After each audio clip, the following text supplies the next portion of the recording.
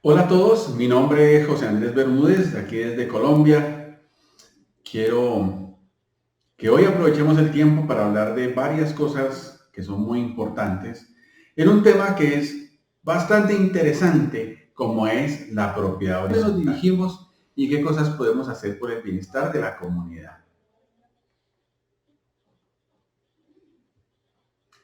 Vamos a hablar del administrador.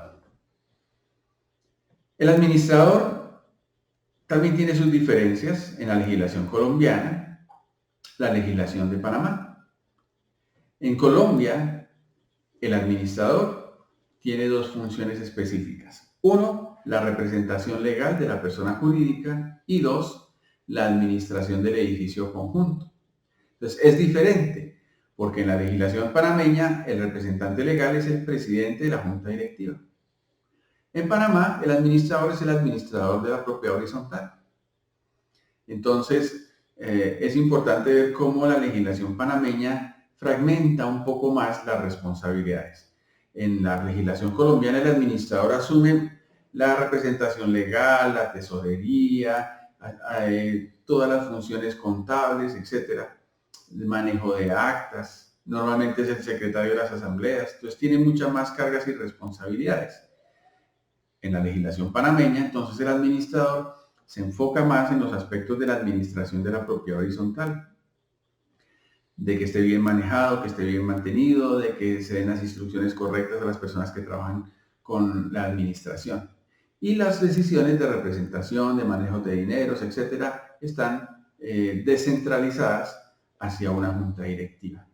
Son diferencias bastante interesantes, dos formas de propiedad horizontal para administrar el mismo tipo de bienes con características o formas diferentes. Entonces, en Colombia, ese representante legal que es el administrador se registra ante los alcaldes y va y pide su certificación de la existencia de representación legal de la persona jurídica. Y en Colombia, en todos los casos, es obligatorio que exista el administrador o representante legal por el tipo de copropiedades, excepto cuando sean unidades privadas de menos de 5, donde ya no es una obligación.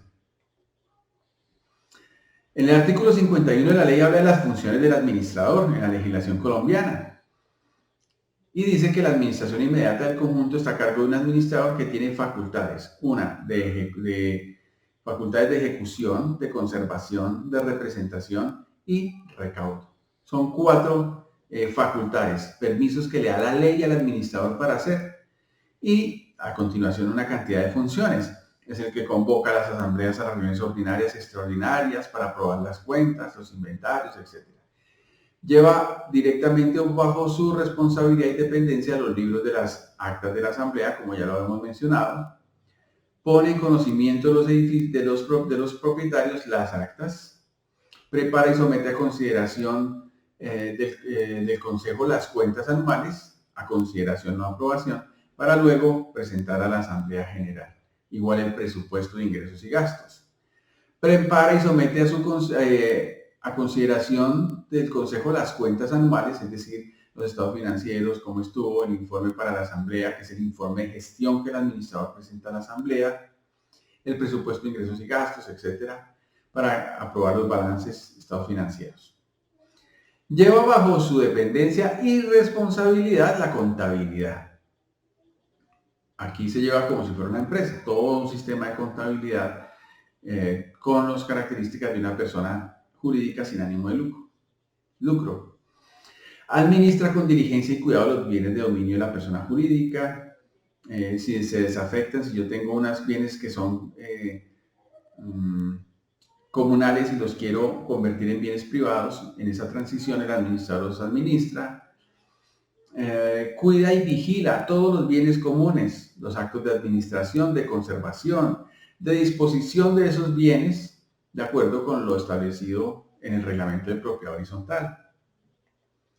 Cobra y recauda las cuotas de administración, toda la cuota, multa, expensa, cuota ordinaria, extraordinaria. Eleva escritura pública, es un instrumento público, las escrituras no están en los reglamentos, cualquier reforma que haga la asamblea, el administrador tiene que ir a llevarla y presentarla para que se protocolice como escritura pública. es el representante legal, entonces representa judicial y extrajudicialmente a la persona jurídica. Notifica a los propietarios cuando se impone una sanción, una multa por parte de la Asamblea o por parte del Consejo de Administración. Hace efectivas las sanciones, es decir, si es económica se cobra, si es una sanción de otro tipo se asegura que se resuelva o que se cumpla. Él es el que expide los pasisalvos de las cuentas de administración. Y si el reglamento le da más funciones, también cumple con esas otras funciones.